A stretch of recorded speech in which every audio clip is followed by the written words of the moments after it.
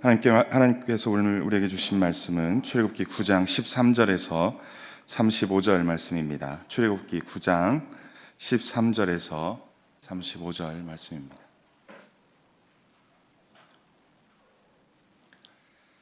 함께 합독하도록 하겠습니다. 시작.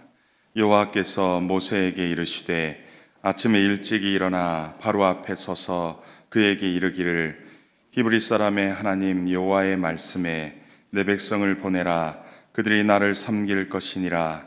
내가 이번에는 모든 재앙을 너와 내 신하와 내 백성에게 내려 온 천하에 나와 같은 자가 없음을 내가 알게 하리라. 내가 손을 펴서 돌림병으로 너와 내 백성을 쳤더라면 내가 세상에서 끊어졌을 것이나 내가 너를 세웠음은 나의 능력을 내게 보이고 내 이름이 온 천하에 전파되게 하려 하였음이니라. 내가 여전히 내 백성 앞에 교만하여 그들을 보내지 아니하느냐. 내일 이맘때면 내가 무서운 우박을 내리니 애굽 나라가 세워진 그날로부터 지금까지 그와 같은 일이 없었더라. 이제 사람을 보내어 내 가축과 내 들에 있는 것을 다 모으라. 사람이나 짐승이나 무릇 들에 있어서 집에 돌아오지 않는 것들에게는 우박이 그 위에 내리니 그것들이 죽으리라 하셨다 하라 하시니라. 바로의 신하 중에 여호와의 말씀을 두려워하는 자들은 그 종들과 가축을 집으로 피하여 들였으나 여호와의 말씀을 마음에 두지 아니하는 사람은 그의 종들과 가축을 들에 그대로 두었더라. 여호와께서 모세에게 이르시되 너는 하늘을 향하여 손을 들어 애굽 전국의 우박이 애굽 땅의 사람과 짐승과 밭의 모든 채소에 내리게 하라. 모세가 하늘을 향하여 지팡이를 들매 여호와께서 우레소리와 우박을 보내시고 불을 내려 땅에 달리게 하시니라. 여호와께서 우박을 애굽 땅에 내리심에 우박의 내림과 불덩이가 우박에 섞여 내림이 심히 맹렬하니 나라가 생긴 그때로부터 애굽 온 땅에는 그와 같은 일이 없었더라. 우박이 애굽 온 땅에서 사람과 짐승을 막론하고 밭에 있는 모든 것을 쳤으며 우박이 또 밭의 모든 채소를 치고 들의 모든 나무를 꺾었으되 이스라엘 자손들이 있는 그곳 고센 땅에는 우박이 없었더라. 바로가 사람을 보내어 모세와 아론을 불러 그들에게 이르되 이번은 내가 범죄하였노라. 여호와는 의로우시고 나와 나의 백성은 악하도다. 여호와께 구하여 이 우레소리와 우박을 그만 그치게 하라. 내가 너희를 보내리니 너희가 다시는 머물지 아니하리라. 모세가 그에게 이르되 내가 성에서 나가서 곧 내 손을 여호와에 향하여 펴리니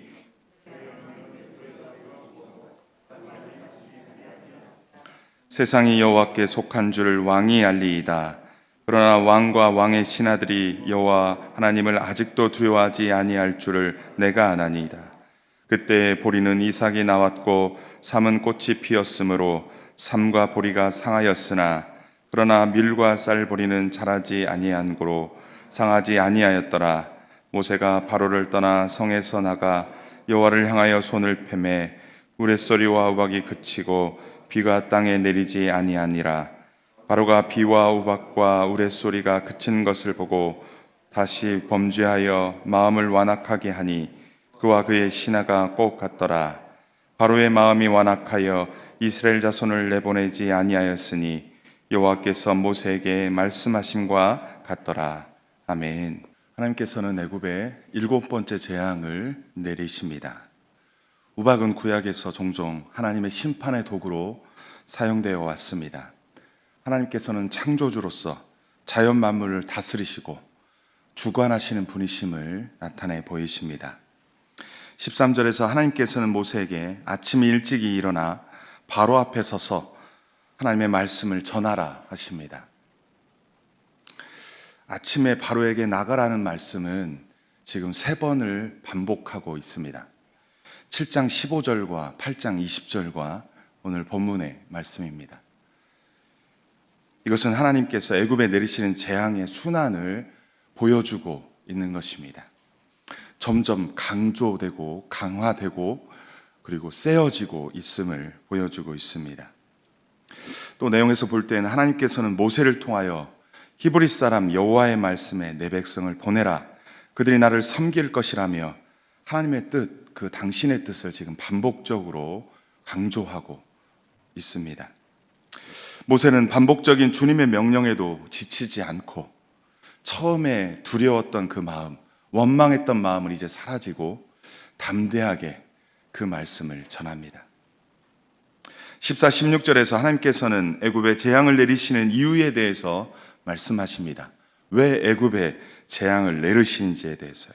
14절에 내가 이번에는 모든 재앙을 너와 너의 신하와 너의 백성에게 내려 온 천하에 나와 같은 자가 없음을 내게 알게 하리라. 온 천하에 하나님 같은 능력 있는 분이 없음을 알게 하기 위해서 지금 이러한 재앙을 내리신다라고 말씀하고 있습니다. 하나님께서는 앞에 있었던 돌림병으로도 바로와 애굽을 백성들을 쳐서 세상에서 끊을 수 있었습니다. 근데 그들을 살려두었던 이유가 다른 것이 아니라 하나님의 능력을 보여주어 온 세상에 하나님의 이름을 널리 알리게 하기 위함이라는 것입니다. 당대 애굽은 세계의 최강이었습니다. 그 애굽의 재앙을 내리심으로 여호와 하나님을 존재를 그 온천하에 드러내시겠다고 말씀하고 있는 것입니다. 오늘날 미국이라는 나라를 쳐서 그 나라가 망하게 하거나 또는 중국이라는 나라를 쳐서 망하게 하면서 진짜 신이 누구인지, 진짜 세상의 주관자가 누구이신지를 하나님께서 온 세상에게 알려주기 위함이라는 것입니다.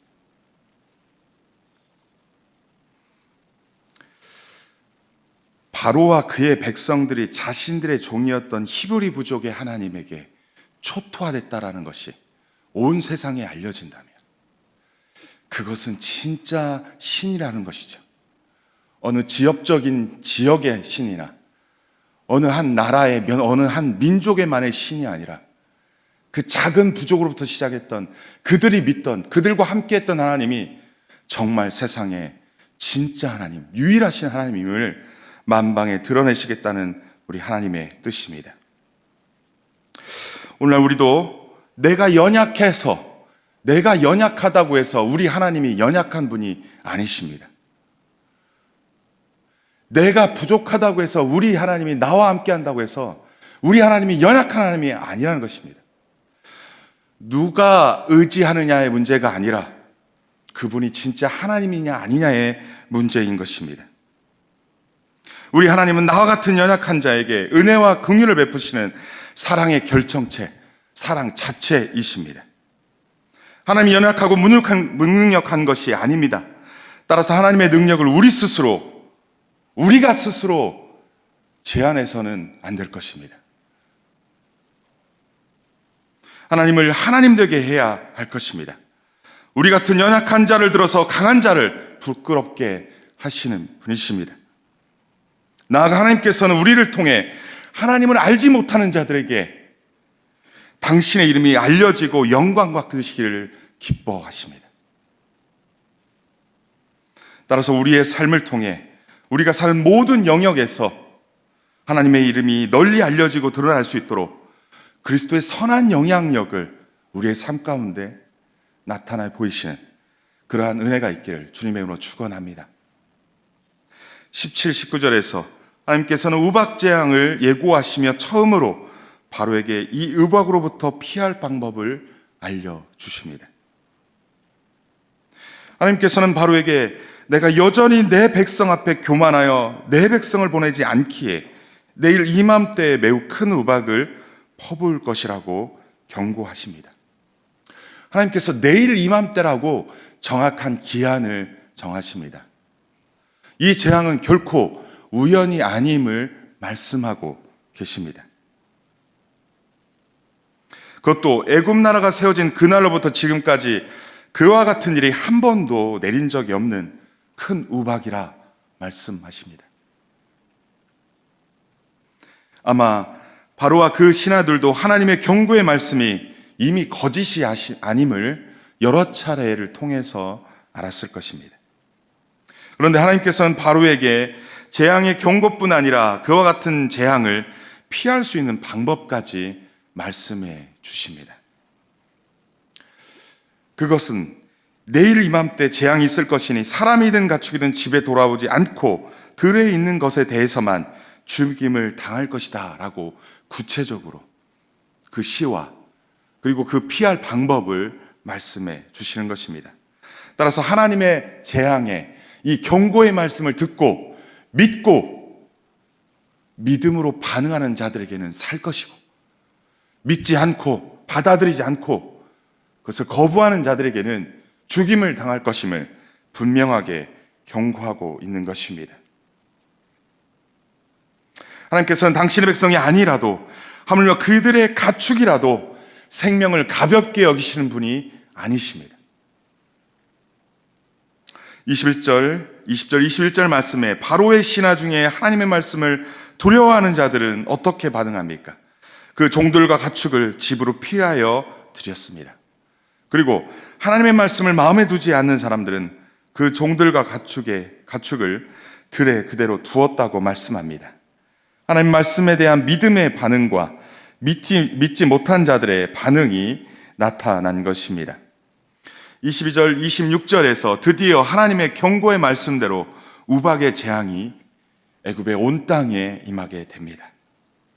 모세가 여호와의 말씀대로 하늘을 향하여 손을 들어 우박을 내리게 하니 하나님께서 우레소리와 우박을 보내시고 땅에 내리시고 벼락이 땅에 떨어지게 되었습니다.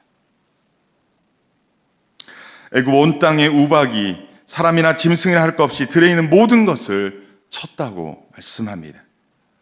그리하여 우박이 밭에 있는 모든 곡식과 채소를 쳤으며 모든 나무를 꺾어버렸습니다. 그런데 우리가 분명히 기억해야 할 것은 이스라엘 자손, 그 당신의 백성이 사는 곳에는 우박이 내리지 않도록, 그렇게 우박이 내리지 않도록 하나님께서 지켜 보호하셨다는 것입니다.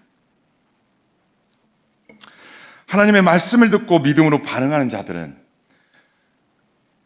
그들의 종과 가축을 살렸습니다. 하나님의 백성이냐 아니냐의 문제가 아니라 믿음으로 하나님 말씀 앞에 반응했냐 안 했냐에 따라 그 생명이 살고 죽음이 결정되었습니다. 이 말씀은 오늘날에도 그대로 적용될 줄 믿습니다. 처음부터 하나님 백성이냐 아니냐의 문제가 아니라, 그 유전학적인 문제가 아니라 하나님의 말씀을 믿음으로 듣고 믿음으로 반응했느냐, 그 말씀대로 이루어질 것을 믿고 하나님이라면 반드시 그렇게 행하실 분이라는 것을 신뢰하고 그 말씀 앞에 믿음으로 반응했느냐 아니냐에 따라 생명과 죽음이 나뉘어진다라는 것입니다.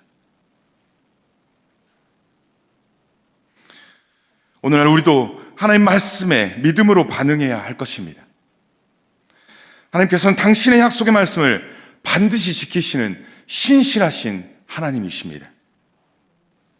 따라서 오늘날 우리는 주의 말씀에 귀 기울이며 그 말씀에 믿음으로 반응하여 나 자신뿐 아니라 우리에 속한, 우리 주위에 있는 그 귀한 생명들까지도 지키고 보호해야 될 그러한 모습이 우리에게 있습니다.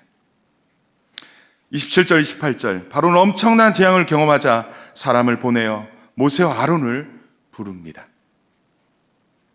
그리고 그들에게 이번에는 내가 범죄했다, 여호와는 의로우시고 나와 나의 백성은 악하다라고 말합니다. 이게 무슨 말입니까? 회개하는 겁니다. 지금 바로가 회개하는 것입니다. 바로는 하나님의 명령대로 이스라엘 백성을 보내지 않은 것에 대하여 잘못했다고 시인하는 것입니다. 나아가 여호와께 구하여 이 우레소리와 우박을 그만 그치게 하라고, 그리고 내가 너희를 보내겠다고 그렇게 약속합니다. 29, 30절에 모세는 바로의 요청을 받아들여 하나님께 기도하겠다고 합니다. 그래서 우박을 그치게 하여 하나님의 살아계심을 보여주겠다라고 말씀합니다. 우박이 일어나게 하는 것도 하나님의 능력이요, 우박을 그치게 하는 것도 하나님의 능력임을 지금 나타내서 하나님의 하나님 되심을 지금 알게 하겠다는 것입니다. 하지만 바로와 신하들은 달라지지 않을 것임을 미리 말하고 있습니다. 모세의 이야기는 바로와 그 신하들이 거짓으로 회개했다는 것을 지금 알고 말하는 것입니다. 따라서 상황이 좋아지면 다시 이스라엘 자손을 보내지 않을 것임을 모세는, 이미 하나님은 알고 있었다라는 것입니다. 아니나 다를까 하나님의 말씀에 순종하지 않는 바로는 모세의 기도로 우레소리와 우박이 그치고 비가 땅에서 내리지 않자 다시 범죄하여 마음을 완악하게 했다고 기록하고 있습니다. 그의 신하들도 바로와 똑같이 하였다고 말합니다. 그러나 이스라엘 자손을 보내기로 한 약속을 지키지 않았다라고 오늘 성경은 기록하고 있습니다. 바로와 그 신하들은 자신의 이익을 위해서라면 약속 따위는 아랑곳하지 않습니다. 무엇이 나에게 이익인지 손해인지에 따라서만 그때그때 이랬다 저랬다 하는 자들입니다. 이들은 우박이 내릴 때 밭의 채소와 곡식들이 모두 망가졌지만 아직 땅에서 올라오지 않은 밀과 쌀보리가 있으니 이 위기만, 이 고비만 하나님 믿는 척, 하나님께 회개하는 척, 그 하나님 앞에 나가는 모습을 보였던 것입니다. 따라서 거짓이라도 회개하여 이 위기를 피하고 보자라고 그들은 생각하고 그들은 말했던 것입니다.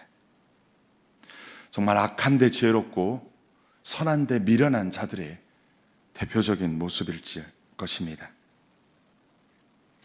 하나님 편에만 서면 정말 모든 것이 좋아질 것인데, 그 하나님의 말씀만 따르면 그 모든 것이 좋게 해결될 것인데, 하나님 반대편에 서서 끊임없이 하나님을 속이고 스스로 하나님이 되려는 못된 속성이 지금 바로와 신하들에게 있는 것입니다.